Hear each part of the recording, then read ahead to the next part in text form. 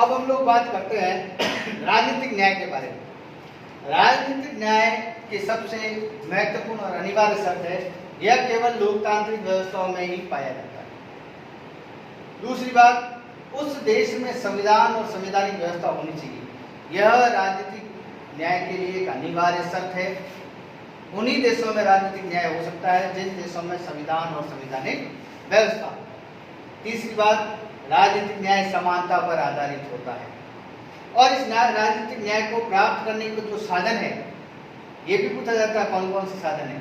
वयस्क मताधिकार, 18 वर्ष या उससे अधिक आयु के वो वयस्क जिनका नाम मतदाता सूची में पंजीकृत है, वो लोग मत दे सकते हैं, उन्हें मत देने का अधिकार है। तो वयस्क मताधिकार के द्वारा विचार, भाषण और अभिव्यक्ति की स्वतंत्रता के द्वारा तथा सार्वजनिक पद प्राप्त करने का अधिकार, इन सभी के द्वारा राजनीतिक न्याय प्राप्त किया जा सकता है। कई बार परीक्षा में पूछा गया है राजनीतिक न्याय प्राप्त करने के कोई दो साधनों का उल्लेख कीजिए या साधनों का उल्लेख कीजिए। तो वयस्क मताधिकार राजनीतिक न्याय प्राप्त करने का साधन है, विचार, भाषण और अभिव्यक्ति की स्वतंत्रता यह साधन है, और सार्वजनिक पद प्राप्त करने का अधिकार, ये भी राजनीतिक न्याय प्राप्त करने का एक महत्वपूर्ण साधन है। अगला जो न्याय का रूप है वो है सामाजिक न्याय।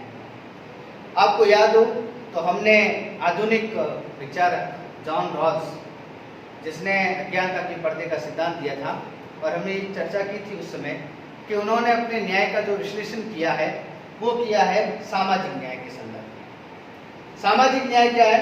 समाज में सामाजिक स्थिति के आधार पर कोई भी भेदभाव नहीं होना चाहिए। व्यक्ति के व्यक्तित्व के विकास के लिए राज्य के द्वारा ऐसी परिस्थितियां उत्पन्न की जाए जिससे उसके व्यक्तित्व का संपूर्ण विकास हो सके, ये राज्य का दायित्व है।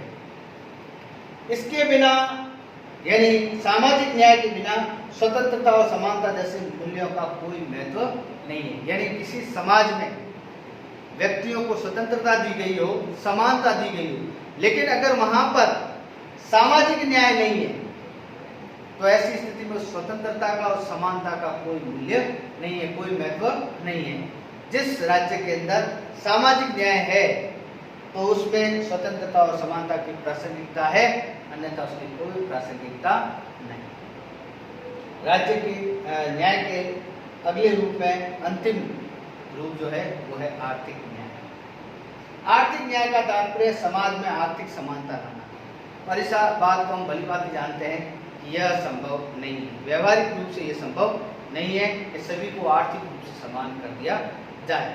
लेकिन ऐसा क्या किया जाए जिससे आर्थिक न्याय की स्थिति उत्पन्न हो? तो इसके लिए क्या करना पड़ेगा?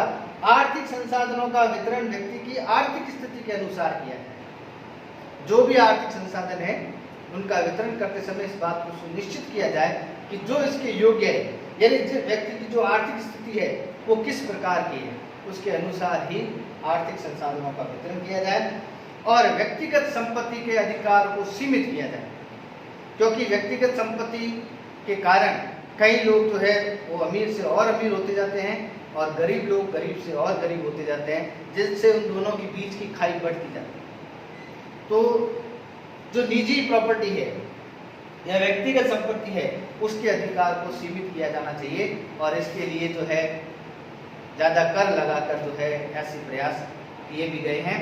तो व्यक्तिगत संपत्ति के अधिकार को सीमित करना, और ऐसा राज्य प्रयास करे जिससे वर्ग संघर्ष की स्थिति उत्पन्न नहीं हो, यानी अमीर वर्ग और गरीब वर्ग उनके बीच में किसी प्रकार का संघर्ष नहीं हो, इसके लिए राज्य के द्वारा प्रयास किए जाने चाहिए।